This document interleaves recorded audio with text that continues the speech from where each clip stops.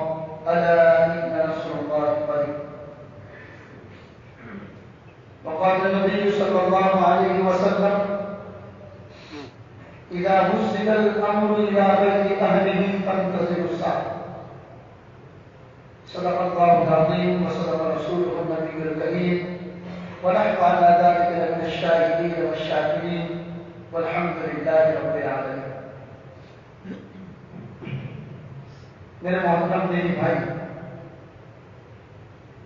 قرآن کریم کی ایک آیت اور نبی اکرم صلی اللہ علیہ وسلم کا ایک فرمان آپ کو پڑھ کر سنائے. پہلے ہم اس کا ترجمہ پڑھ لیتے ہیں. قرآن کی آیت کا اللہ ارشاد فرماتے ہیں، اے ایمان والو،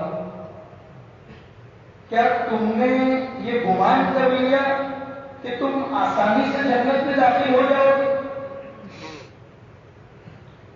وَلَمَّا يَأْتِكُمْ مَثَلُ الَّذِينَ خَلَوْا مِن قَبْلِكُمْ، اور تم سے پہلے لوگوں کے اوپر جو حالات آئے تھے وہ تم پر نہیں آئیں گے.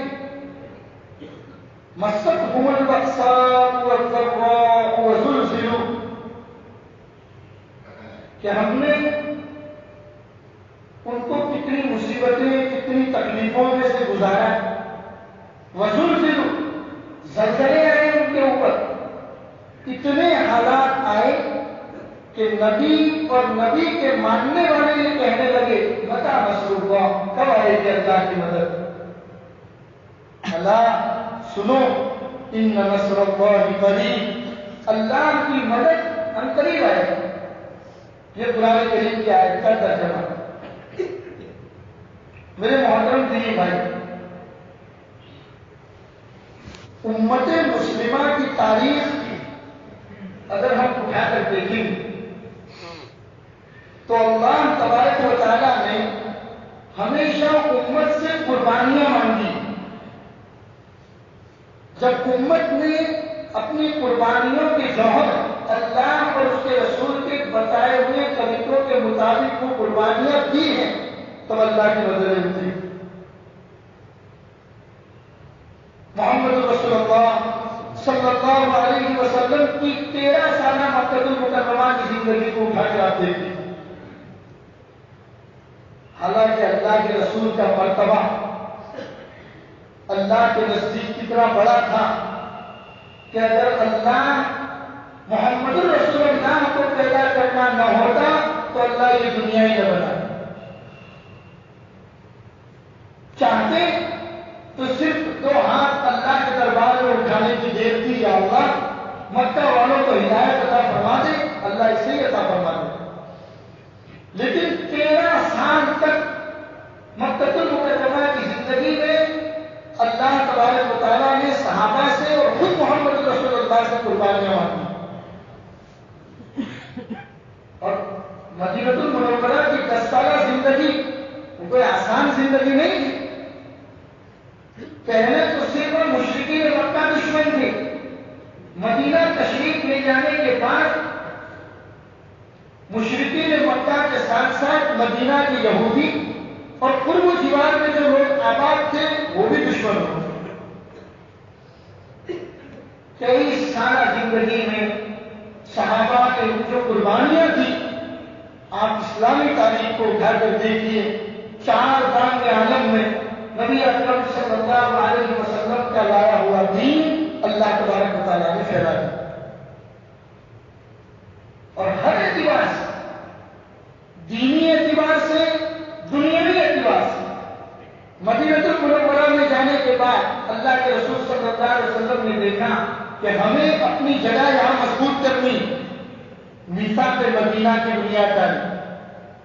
یہودی قبیلے سے کچھ لوگوں کو بلایا، جو مشرکین وہاں آباد تھے اس میں سے کچھ لوگوں کو بلایا اور آپ نے یہ میٹنگ کی کہ دیکھو باہر کی کوئی طاقت آ کر اگر ہمارے اوپر حملہ کرتی ہے ہم سب مل کر اس کا مقابلہ کریں.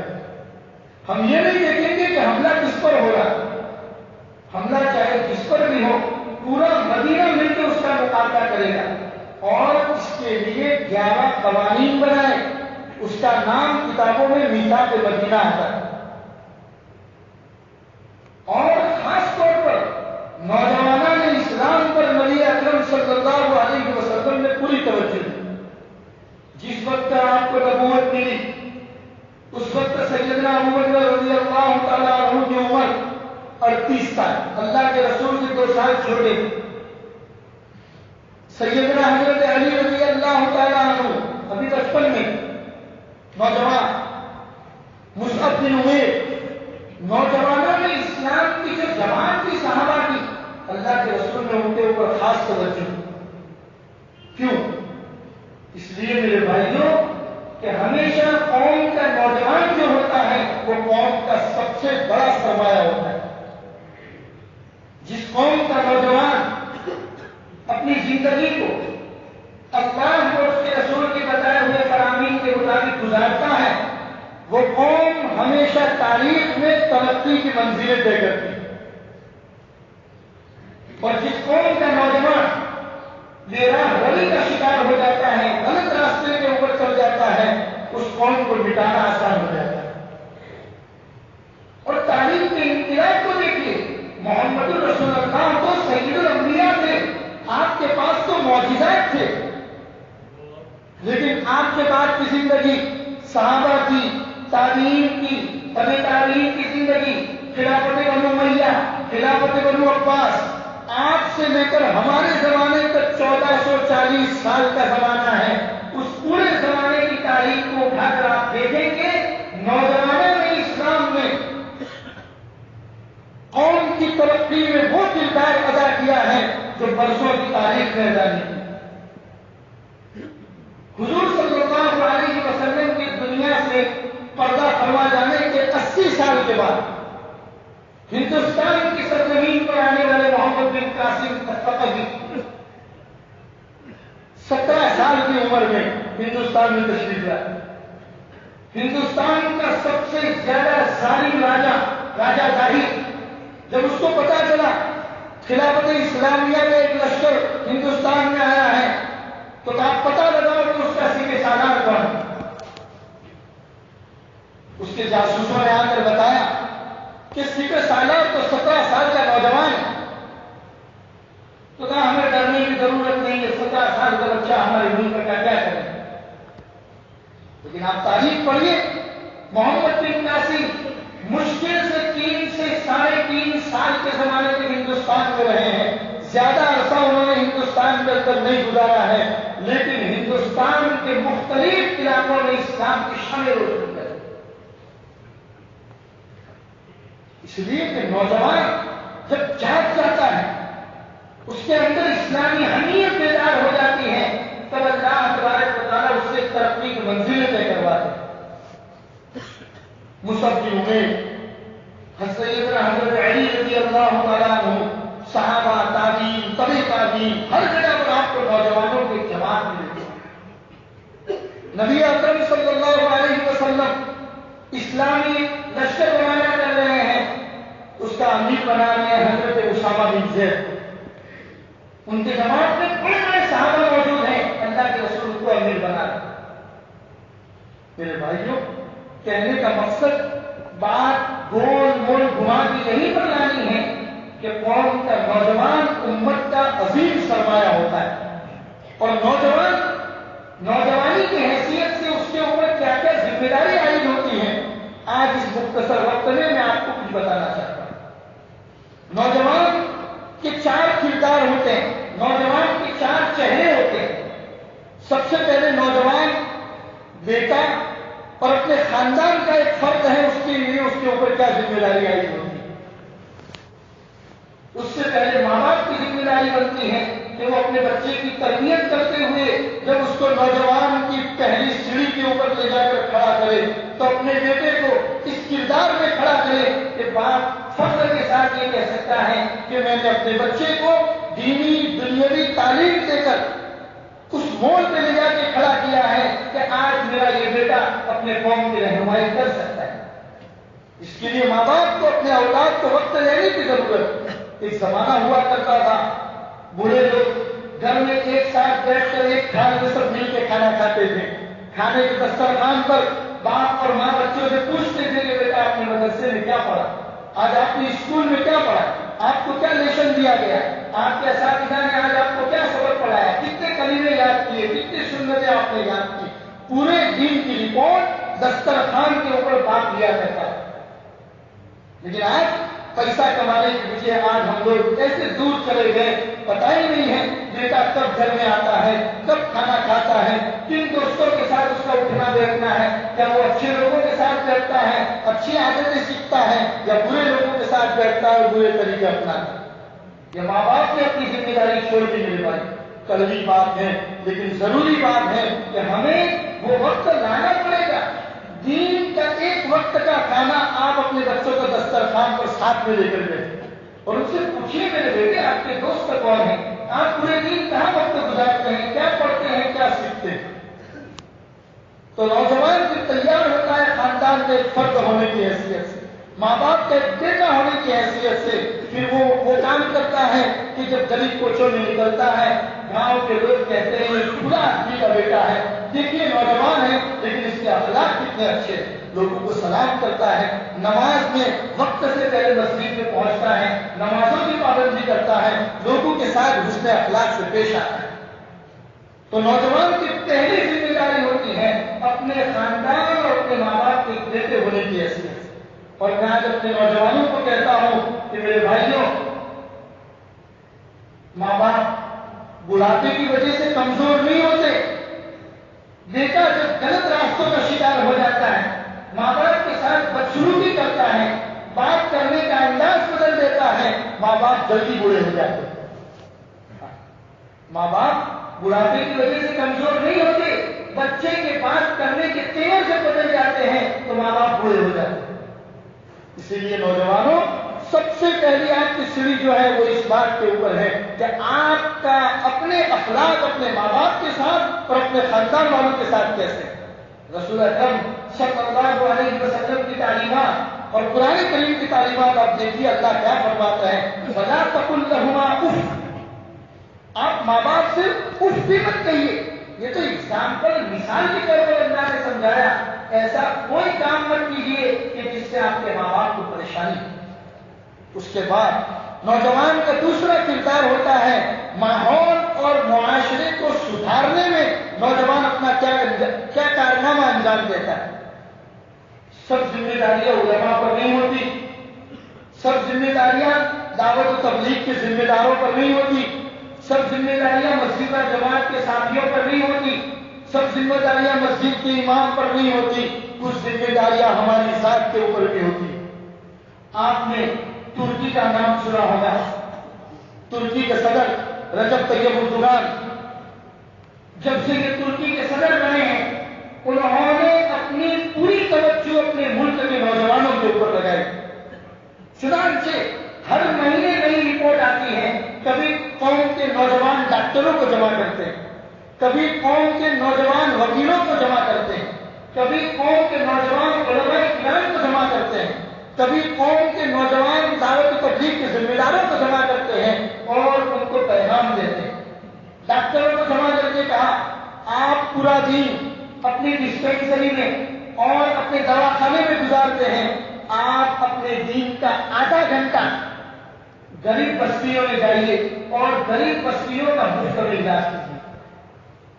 کبھی قوم کے علماء کو جمع کرتے ہیں اور علماء کو کہتے ہیں آپ پورے دن تنخواہ لے کر پڑھاتے ہیں، آپ دین کے صرف آدھا گھنٹہ غریب بستی میں جا کر غریب کے بچوں کو مفت میں لا الہ الا اللہ محمد رسول اللہ کی تعلیمات سکھائیں۔ کبھی وکیلوں کو سمجھاتے ہیں کہ آپ ایک مہینے کے اندر کوئی ایک کیس مفت میں کسی غریب کا لڑ لیجیے۔ کبھی قوم کے اسکول میں پڑھانے والے ٹیچرز کو کہتے ہیں کہ گھر جاتے ہوئے آدھا گھنٹہ غریب بستی میں جا کر لوگوں کو فری میں تعلیم دیجیے۔ یہ نوجوانوں کو سکھاتے ہیں۔ چنانچہ میرے بھائیوں، نوجوانوں پر توجہ کا اثر، اور نوجوان یہاں پر اتنا بیدار ہو گیا کہ 10 سال کے اندر انہوں نے پورے ملک کے نقشے کو بدل کر رکھ دیا۔ ملک کی اکانومی کو اتنا اوپر پہنچا دیا کہ ڈالر سے بات کرنے لگا۔ آج پورے ترکی میں آپ گھوم لیجیے، چاہے استنبول میں چلے جائیے، چاہے قوم کے ان کی راجدھانی انقرہ میں چلے جائیے، کوئی ایک چائے کی لاری ایسی نہیں ملے گی کہ چائے کی لاریوں کے اوپر یا پان کے پارلروں کے اوپر نوجوان کھڑے ہو کر اپنا وقت ضائع کرتے ہیں۔ اور آج ہماری قوم کا حال کیا ہے میرے بھائی؟ ہمیں اگر تھوڑا سا وقت ملا تو ہم بستی کے باہر چلے جاتے، کبھی تالاب کے کناروں پر، کبھی کھیت کے کناروں کے اوپر، اور وہاں پر رہ کر اپنے وقتوں کو ضائع کرتے ہیں۔ نماز بھی پڑھتے ہیں تو اتنی جلدی نماز پڑھتے ہیں کہ شاید گناہ باہر ہمارا انتظار کر رہا ہے۔ کسی شاعر نے شاید علامہ اقبال نے فرمایا تھا، جو میں سر کا سجدہ ہوا کبھی تو زمین سے آنے لگی صدا، یعنی میں نے اپنا یہ سر جب زمین کے اوپر جھکایا تو زمین مجھے کہہ رہی ہے، جو میں سر کا سجدہ ہوا کبھی تو زمین سے آنے لگی صدا، تیرا دل تو ہے صنم آشنا، تجھے کیا ملے گا نماز میں؟ ارے تو نماز پڑھنے آیا ہے، تیرا دھیان تو نماز میں نہیں ہے، تیرا دھیان تو ان دوستوں کے اوپر ہے جو باہر کرکٹ کے میدان میں تیرا انتظار کر رہے ہیں، تیرا دھیان تو کرکٹ کے اس میدان میں موبائل پہ چلنے والی اس کامنٹری کے اندر لگا ہوا ہے، تجھے کیا ملے گا نماز میں؟ میرے بھائیوں، اپنی نوجوانوں کی قدر کر دو، اور خاص طور پر ابھی ملک کے جن حالات سے ہم لوگ گزر رہے ہیں ان حالات میں نوجوانوں کو سب سے زیادہ بیدار ہونے کی ضرورت ہے۔ نوجوانوں کو اپنی ذمہ داری سمجھنے کی ضرورت ہے۔ اگر قوم کا نوجوان سو گیا، اگر قوم کا نوجوان بیدار نہیں ہوا تو پھر یاد رکھنا، مٹ جاؤ گے ہندوستان والوں، تمہاری داستانوں میں داخل نہیں ہو۔ بیدار ہونے کی ضرورت ہے۔ اور تیسری ذمہ داری نوجوان کی یہی آتی ہے کہ ملک، اپنے دیش کے لیے، اپنے ملک کے لیے، اپنے ملت کے لیے نوجوان آپ نے کیا ذمہ داری نبھائی؟ آپ کو کھڑا ہونا پڑے گا، آپ کو کھڑا ہونا پڑے گا۔ آپ سے چھوٹی جو نئی نسل آ رہی ہے، جو چھوٹے بچے گاؤں میں کھیل رہے کود رہے ہیں، آپ نوجوانوں کی یہ ذمہ داری ہے کہ قوم کا یہ بچہ، قوم کا یہ نوجوان بچہ یا بچیا کہیں ضائع نہ ہو جائے۔ ہماری یہ ذمہ داری بنتی ہے کہ ان کو ہاتھ پکڑ کر صراط مستقیم بتائے۔ ہماری یہ ذمہ داری بنتی ہے گاؤں میں چلنے والی اسکول کا صحیح راستہ ان کو دکھائے، گاؤں میں چلنے والے مدرسے کا صحیح راستہ ان کو دکھائے۔ ہمارے پورے گاؤں کا ایک بچہ کہیں ضائع نہ ہو جائے، یہ سب نوجوانوں کی ذمہ داری ہوتی ہے۔ نوجوان میں علماء بھی آتے ہیں، اور نوجوان میں پڑھے لکھے اور نہ پڑھے لکھے ہوئے سب شامل ہوتے ہیں۔ اور چوتھی ذمہ داری جو نوجوان کے اوپر عائد ہوتی ہے وہ ہوتا ہے کہ اپنا ذاتی کردار۔ نوجوان کا اپنا ذاتی کردار کیا ہے؟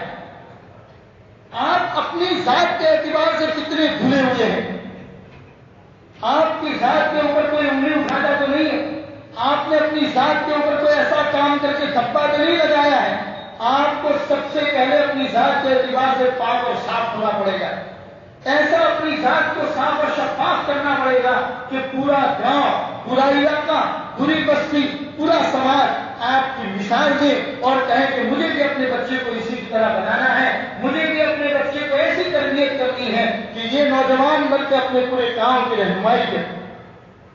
لہٰذا میرے بھائیوں، آج مسلمان اگر اس سے نعرہ لگانے کا کہو وہ نعرہ لگا دے گا، مسلمان کو تو سرتن کی بازی لگا دینی، وہ بازی لگانے کے لیے جائے گا. مسلمان کو تو اپنی جان قربان کر دیں گے, وہ قربان کرنے کے لیے تیار ہو جائے گا, لیکن اپنے بچوں کو صحیح تعلیم دینے کے لیے تیار نہیں کھڑا ہوگا. لہٰذا میرے بھائیوں, وقت جماعت کی مجھ سے بھی کم ہوتا ہے. میں آج یہی بتانا چاہتا ہوں میرے خاص طور پر میرے نوجوان بھائیوں کو کہ آپ اپنی ذمہ داری کو سمجھیں. اس ملک کو, اس دیش کو, اس دین اسلام کو آج نوجوانوں کی سب سے زیادہ ضرورت ہے. سب سے زیادہ اس قوم کو آپ کی ضرورت ہے.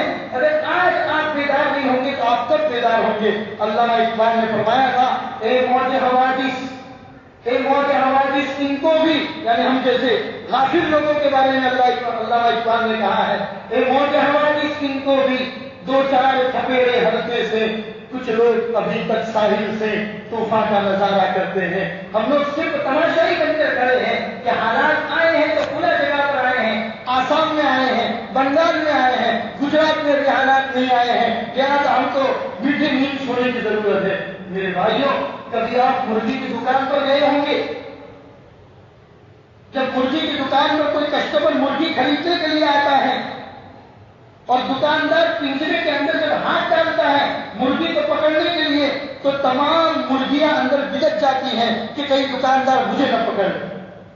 اور دکاندار جب ایک مرغی کو پکڑ کر پنجرا بند کر دیتا ہے تو اندر کی مرغیاں یہ سوچ کر خوش ہو جاتی ہیں, چلو ہائے ہمارا نمبر نہیں آیا, یہ چلا گیا. لیکن لوگوں کو پتا نہیں ہے, ایک کے بعد دوسرا اور دوسرے کے بعد تیسرا, ہر ایک مرغی کی باری آنی ہے. لہٰذا میرے بھائیوں, بیدار ہونے کی ضرورت ہے. آج آسام کی باری ہے تو کل تمہاری کی باری آ سکتی ہے.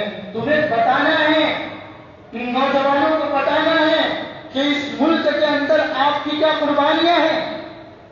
آپ کو اس ملک کو اپنی ذمہ داری کا احساس دلانا ہے, اپنا وجود بتانا ہے. مسلمان نوجوان ہے تو یہ ملک آباد ہے, اس مسلمان نوجوان نہیں رہے گا تو یہ ملک بھی آباد نہیں ہے. آپ کو بتانا ہے, اپنے کردار سے بتانا ہے. خالی زبان سے بڑی بڑی باتیں کر کے, نعرے لگا کے, جوشیلی تقریر کر کے بتانا نہیں ہے, اپنے کردار سے بتانا ہے کہ جب جب بھی اس ملک کو, جب بھی اس مادر وطن کو قربانی کی ضرورت پڑی ہے, سب سے زیادہ اس ملک کا نوجوان آگے رہا. 1857 کی جنگ آزادی سے لے کر 1947 تک 90 سال کے اندر ملک کے اندر جو نوجوانوں نے قربانیاں دی ہیں, اور اس میں خاص طور پر جو علماء کرام نے جو ذمہ دار جو قربانیاں دی ہیں, میرے بھائیوں 1857 سے لے کر 1861 تک ان 4 سال میں 51,000 علماء کرام نے اپنی جانوں کی قربانیاں دی. یہ بات آپ کو اس ملک میں رہنے والے لوگوں کو بتانا پڑے گا, اپنی تعلیم کے ذریعے, اپنے ایجوکیشن کے ذریعے, اپنے کردار کے ذریعے, ہر اعتبار سے نوجوانوں کو اپنے وجود کے بارے میں بتانا پڑے گا. اور اس کے لیے ضروری ہے میرے بھائیوں کہ آپ کو اپنا کردار برابر کرنا پڑے گا. صرف جوشیلی تقریروں سے یا نعرہ لگانے سے کام نہیں ہوگا, اپنے کردار کو, اپنی ذات کو صاف اور شفاف کرنا پڑے گا. اور کردار کی شروعات کہاں سے ہوتی ہے؟ کردار کی شروعات ہوتی ہے اللہ تبارک و تعالیٰ کی دی ہوئی سب سے بڑی عبادت نماز. نماز سے کردار کی شروعات ہوتی. اسی لیے جب ملک آزاد ہو رہا تھا اور لوگ نیا ملک مسلمانوں کا پڑوسی نیا ملک بنانے کے نعرے لگا رہے تھے, تب حضرت مولانا حسین احمد مدنی نے کہا تھا کہ جو لوگ اسلامی ملک بنانے کے نعرے لگا رہے ہیں, میں ان سے کہتا ہوں کہ سب سے پہلے اسلامی حکومت تمہارے 5.5 فٹ کا جو یہ بدن ہے, اس بدن کے اوپر اسلامی حکومت لاؤ. تمہارے یہ بدن محمد رسول اللہ صلی اللہ علیہ وسلم جیسا بدن بناؤ. محمد رسول اللہ کے بتائے ہوئے طریقے تمہارے 5.5 فٹ کے اوپر لاؤ, اسلامی حکومت خود بخود قائم ہو جائے. میرے بھائیوں, اس کی شروعات نماز سے ہوتی. نماز کے اندر ہمارے نوجوانوں کے اندر بہت بڑی کمیاں ہیں میرے بھائی. بڑے بڑے شہر, ممبئی کو لے لیجیے, کلکتہ کو لے لیجیے, یہ جو بڑے بڑے شہر ہیں جہاں پر نوجوان سب سے زیادہ مصروف رہتے ہیں, وہ لوگ ہم سے زیادہ نماز کے پابند ہیں.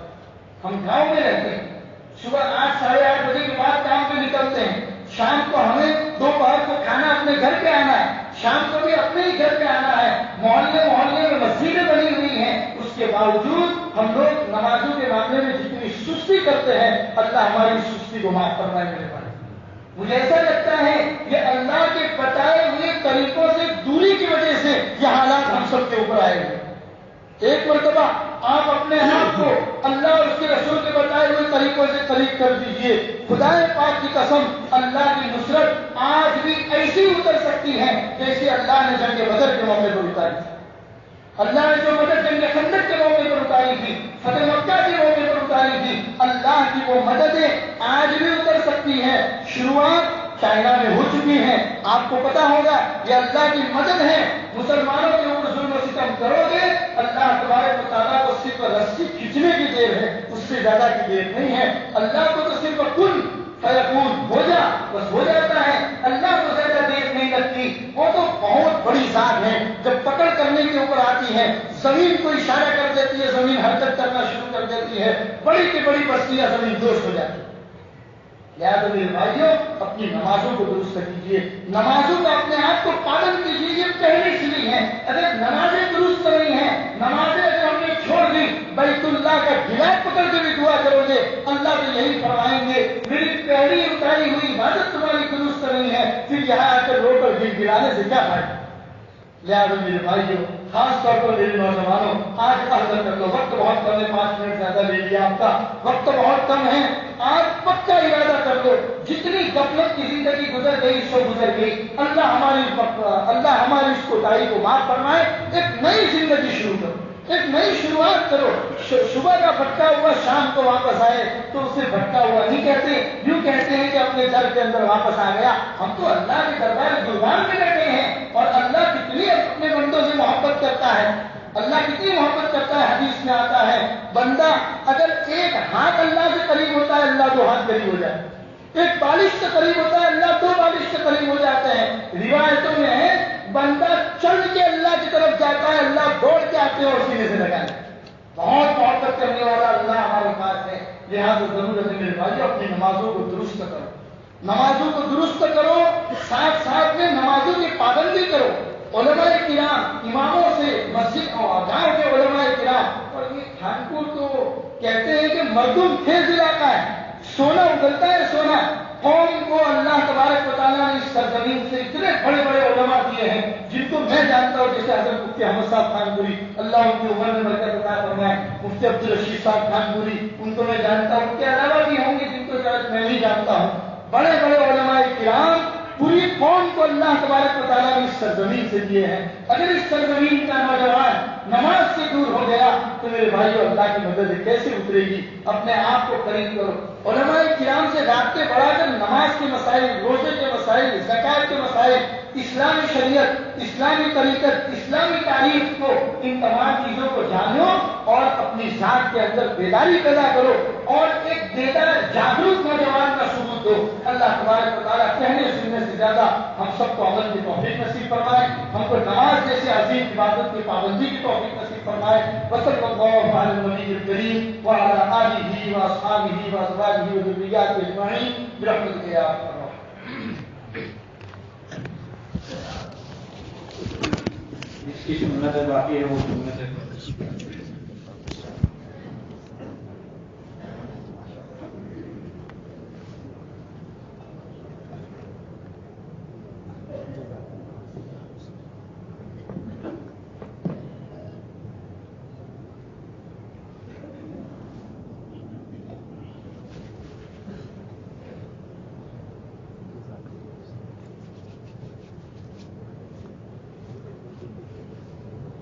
Yeah.